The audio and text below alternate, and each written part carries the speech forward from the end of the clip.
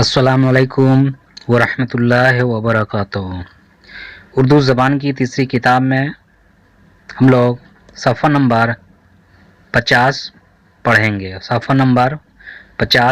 گے اور آج کا جو سبق ہے سبق نمبر 24 کا ہم لوگ پارٹ 8 پڑھیں گے۔ سبق نمبر 24 کا پارٹ 8 پڑھیں گے اور اس سبق میں عنوان ہے پارٹ نمبر 8 میں سیسا۔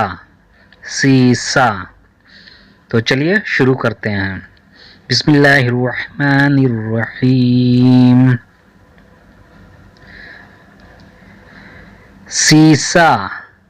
سیسا نہایت نرم مگر بھاری ہوتا ہے۔ سیسا نہایت نرم مگر بھاری ہوتا ہے۔ پانی سے اس کا وزن 12 گنا ہے۔ پانی سے اس کا وزن 12 گنا ہے۔ بہت ہلکی ضرب سے چپٹا ہو سکتا ہے۔ بہت ہلکی ضرب سے چپٹا ہو سکتا ہے، یعنی ہلکا ایسا اس پر مارنے سے کیا ہوتا ہے، وہ چپٹا ہو جاتا ہے۔ مگر اس کا تار کھینچ سکتا ہے۔ مگر اس کا تار کھینچ سکتا ہے۔ آنچ دینے سے جلد پگھل جاتا ہے۔ آنچ دینے سے جلد پگھل جاتا ہے۔ اس میں سے میل بہت نکلتا ہے۔ اس میں سے میل بہت نکلتا ہے۔ زیادہ جلایا جائے تو بالکل میل بن کر سرخ انگارہ ہو جاتا ہے۔ زیادہ جلایا جائے تو بالکل میل بن کر سرخ انگارہ ہو جاتا ہے۔ کانچ میں سیسا بھی شامل ہوتا ہے۔ کانچ میں سیسا بھی شامل ہوتا ہے۔ اکثر رنگتیں بھی سیسے کی لاگ سے تیار ہوتی ہیں۔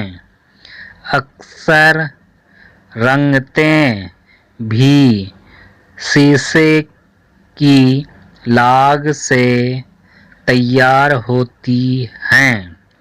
بندوق کی گولیاں اور چھرے سیسے ہی کے بنتے ہیں۔ بندوق کی گولیاں اور چھرے سیسے ہی کے بنتے ہیں۔ سیسا پانی اور ہوا میں تو نہیں بگڑتا۔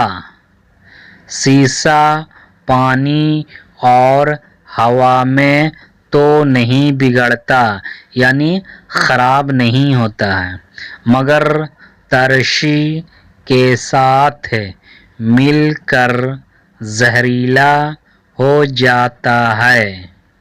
مگر ترشی کے ساتھ مل کر زہریلا ہو جاتا ہے۔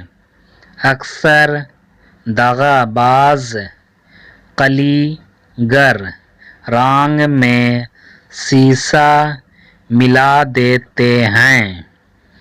اکثر دغا باز قلی گر رنگ میں سیسا ملا دیتے ہیں اور اس کی قلی تانبے کے باسنوں پر کرتے ہیں اور اس کی قلی تانبے کے باسنوں پر کرتے ہیں۔